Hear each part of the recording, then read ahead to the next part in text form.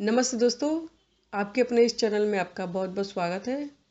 दोस्तों, काफ़ी लोगों ने पूछा है कि जैसे नवरात्रि की शुरुआत होने वाली है, तो नवरात्रि में 9 दिन वो कौन कौन सा प्रसाद लगाएं और हर प्रसाद की क्या महिमा होती है, वो उस चीज़ का प्रसाद क्यों लगाएं, उन्होंने ये भी पूछा है।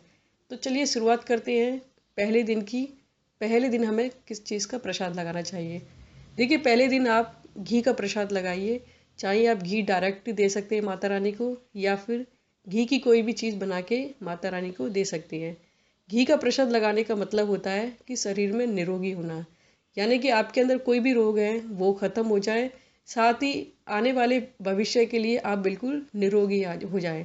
कहने का तात्पर्य है कि निरोगी शरीर के लिए हम घी का प्रसाद लगाते हैं। इसके बाद आता है दूसरा दिन। दूसरे दिन में हम चीनी का प्रसाद लगाएंगे। चीनी का प्रसाद इसलिए लगाएंगे ताकि हमारी उम्र बड़ी हो, हमारे घर वालों की उम्र बड़ी हो, इसलिए हम चीनी का प्रसाद लगाते हैं।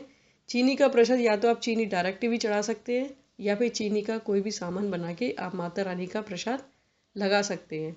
तीसरे दिन आप दूध का प्रसाद लगाइए। दूध से बनी खीर बना सकते हैं, या फिर दूध की रबड़ी बना सकते हैं, या फिर दूध डायरेक्ट भी माता रानी को दे सकते हैं।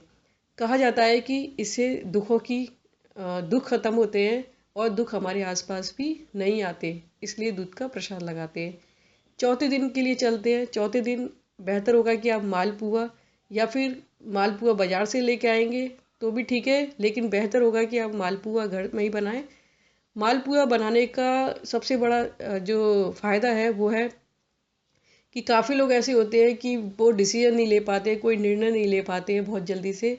तो यदि आप मालपुए का प्रसाद लगाओगे माता रानी को, तो ये जो निर्णय लेने की क्षमता है वो बढ़ जाती है, इसीलिए हम मालपुए का प्रसाद लगाते हैं। इसके बाद आता है केले। केले यानी कि बनाना। अगर आपका शरीर वीक है और आप अपने शरीर को स्वस्थ बनाना चाहते हैं, तो आप माता रानी को केले का प्रसाद लगाएं और केले का प्रसाद सबको दें। इसके बाद आता है छठवां दिन।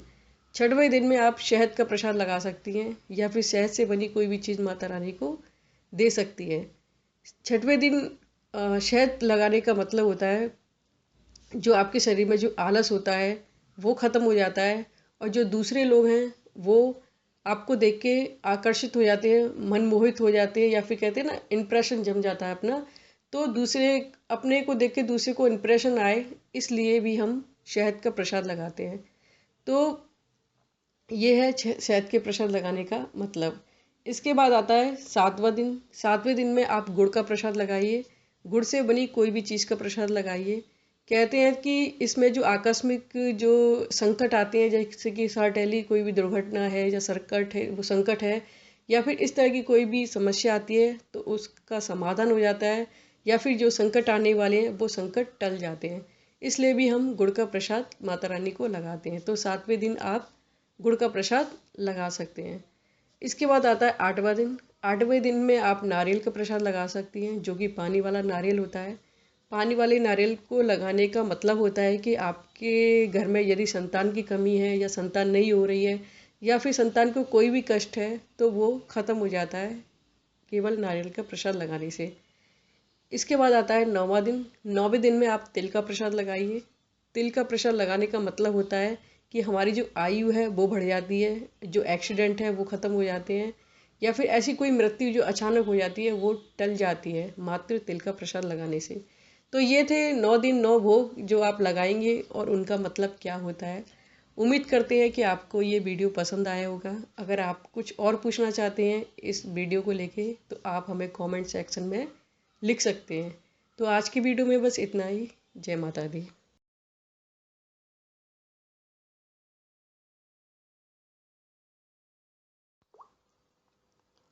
दोस्तों, आशा है कि आप हमारे वीडियो से कुछ ना कुछ सीख पा रहे होंगे।